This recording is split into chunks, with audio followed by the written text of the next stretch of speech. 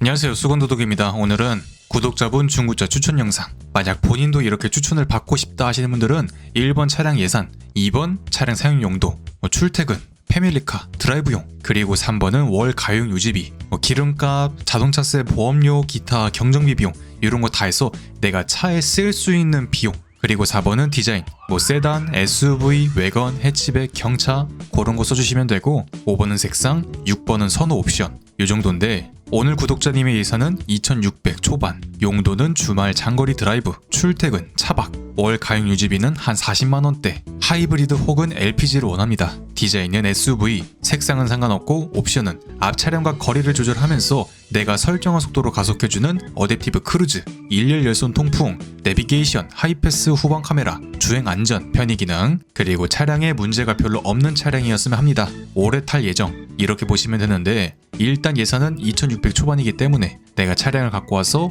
엔진 오일, 변속기 오일, 패드 이런 거 바꾸려면 그래도 한 100만원 언저리는 빼놓는 게 낫고, 취득세 및 기타 비용도 차종마다 다르지만 거의 200 정도 잡고 해서 한 2200에서 300 정도 차량 보면 좋겠다 생각이 들고요. 용도는 주말 장거리 드라이빙인데 출퇴근도 하고 차박이 정말 중요한 부분, 사진 촬영이 취미이기 때문에 저도 유튜브에서 본 거긴 한데 이렇게 딱 어디 풀숲에서 기다리면서 카메라 딱 설치해놓고 동물들이나 저기 해 뜨는 거나 이런 거 찍고 그런 건가 싶은데, 3번 유지비는 월 요 정도. 기름값을 줄이고 싶은데 장거리 드라이빙이 많으면 기름값을 줄이고 싶다면 하이브리드 LPG가 아니라 디젤로 봐야 되는데, 그것도 인지하신 상태에서 하이브리드 혹은 LPG를 원하신 거라면 디젤의 그런 소음 진동이 싫다 이런 부분일 것 같고, 만약에 정말 기름값을 획기적으로 줄이고 싶어 하신다면 장거리 주행이라면, 그러니까 시내에서 오래 타고 그런 거 말고 고속도로를 많이 타 한다면 디젤이 무조건 유리하다. 그리고 디자인은 SUV, 차박을 할 예정이라서 뒷좌석이 완전히 폴딩이 되는 차량은 거의 없습니다. 제가 알기로는 디스커버리 4, 5, 올란도, 그러니까 일자로 펴지는 거 말고 완전 폴딩, 그거는 그런 차량들밖에 생각이 나지 않고요. 요거는 타협을 해야 된다. 물론 요즘에 출시되는 차량들은 차박이나 캠핑 요런 거를 염두에 두고 나와서 어느 정도는 폴딩이 되지만 완전 방바닥처럼 일자로 되는 건 거의 없다. 어차피 수면이니까 에어매트든 뭐든 깔아야 되니까 그 정도라고 했을 때는 요즘 나오는 SUV들도 충분히 괜찮다 생각이 들고요. 한 10년 전 2010년대 중반 차량까지도 폴딩이 거의 이만큼 서서 풀 폴딩이 안 되기 때문에 요즘 차량으로 봐야 된다. 그리고 색상은 상관없고 어댑티브 크루즈, 요거는 이제 비교적 최신형 차량에만 있고요. 옛날 차량들은 많이 멍청해서 거의 있으나 마나하다. 그리고 열선 통풍은 그래도 꽤 있는 편. 중고차 내비게이션은 솔직히 순정 내비 기준, 순정 내비는 거의 가치가 없기 때문에 미러링을 통해서 스마트폰에 있는 T맵, 카카오 내비 그런 걸 사용할 수 있게 그렇게 하시면 될 것 같고, 하이패스는 혹여나 없는 차량이라도 차량 안으로 매립하는 거 해도 비용이 크지 않으니까. 그리고 후방 카메라는 차량 내 디스플레이가 있다면 거의 다 되니까. 그리고 주행 안전은 차선 이탈 방지, 차로 이탈 방지 보조, 후측방 경고 이런 거를 말씀하시는 것 같고, 차량에 문제가 별로 없는 차량이었으면 합니다. 오래 타고 다닐 예정. 하지만 현대기아차 하이브리드는 8년 20만 킬로 보증이기 때문에 이 정도 가격대면 솔직히 연식이 꺾인 것도 사기 어려운 비용이지만, 만약에 산다고 가정해도 하이브리드는 보증이 8년 20만 킬로이기 때문에 오래 타고 다닐 예정이라면 LPG 차량으로 보는 게 낫지 않을까 그렇게 생각이 들고요. 지금 생각나는 차량이 딱 2대 있습니다. 이제 QM6 가스차는 이전 영상에서 다뤘으니까 QM6에 대해서 간략히만 설명하자면, 가스 SUV인데 한 2천만원 전후에서 가성비로 구매할 수 있는 그런 느낌적인 느낌이 있고, 적당한 덩치, 적당한 옵션. 하지만 단점으로 보자면 QM6 뿐만 아니라 르노 코리아 차 자체가 완성도가 굉장히 높기 때문에 이렇다 할 고질병이 크긴 없어. 하지만 오래 타고 다닐 예정이라면 그래도 언제나 차는 뽑기 바이 뽑기니까. 근데 뽑기에 당첨됐을 때가 굉장히 고달픈 그런 브랜드의 차량이라서 약간 여기서 감점이 있고, 어댑티브 크루즈 그렇게 똑똑한 차량 아니다. 그리고 요 정도 옵션은 있고, 주행 안전 역시도 후측방 경보 이런 거 있긴 해도 거의 한 2010년도 후반 정도의 버전이다. 그렇게 좋다는 느낌은 들지 않는다. 만약에 요게 있기만 하면 돼.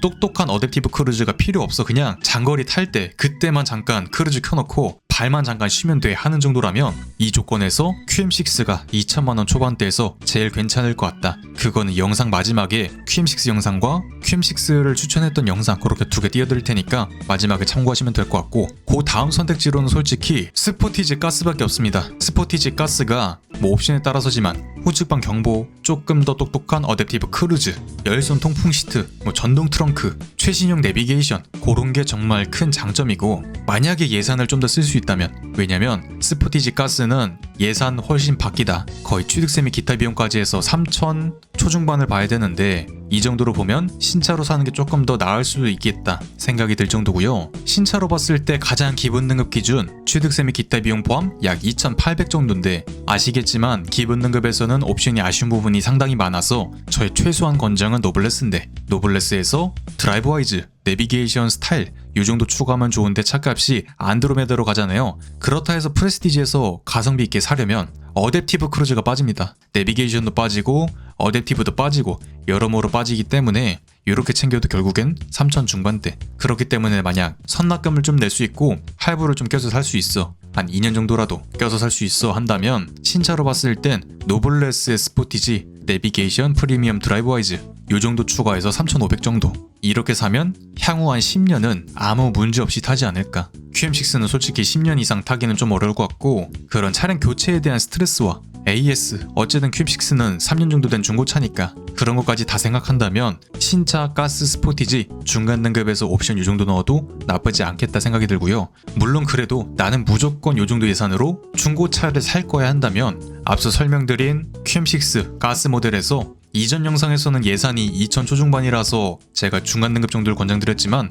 최고 등급인 알리 시그니처, 그러니까 이렇게 연식도 짱짱하고 키로수도 좀 적당한 가스 QM6 거의 최고 등급이라 할 수 있는, 뭐 프리미어르도 있지만 거의 색깔놀이니까 이런 거 사셔도 한 5년 정도는 아무 걱정 없이 탈 수 있지 않을까 그렇게 생각이 들고, 솔직히 예산을 많이 낮춘다면 올란도 가스도 있긴 한데 올란도 가스는 기화기 방식이고 변속기도 좀 시원찮고 그래서 여러모로 스트레스 유발을 많이 한다. 하지만 이런 선택지도 있다, 그런 걸 좀 말씀드리고 싶은 거고, 올란도의 단점은 차가 조금 아플 수 있다. 잔병 치레를 할 수 있고 연식도 오래됐다. 그리고 일단 어댑티브 크루즈도 없고 통풍도 없고 옵션이 많이 딸리고 디자인도 많이 옛날 차량이야. 하지만 장점으론 내가 넉넉 잡고 한 7,800 주고 샀어. 근데 한 5년 타다 팔아도 한 250에서 300 받는다 쳐도 거의 1년에 100만원 정도 주고 타는 거잖아요. 그런 데서 오는 가성비가 정말 크다고 생각 들고, 앞서 설명드린 풀 폴딩이 된다, 완벽하게 풀 폴딩이 되는 차량이기 때문에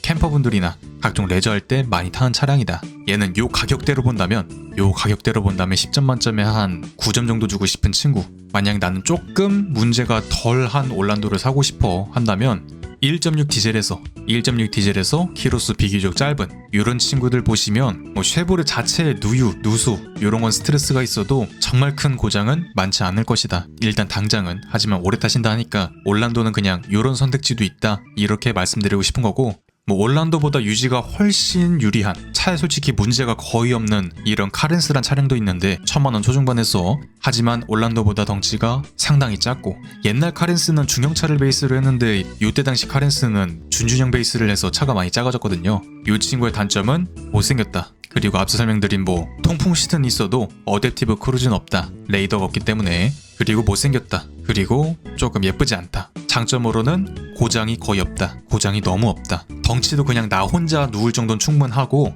내가 향후 결혼을 하더라도 패밀리카로 쓰기에 그래도 그렇게 작진 않다. 올란도에 비해서 작다는 거지 그렇게 작은 차는 아니고 내가 향후 한 10년 타도 크게 나쁘지 않을 것 같다, 그렇게 생각이 드네요.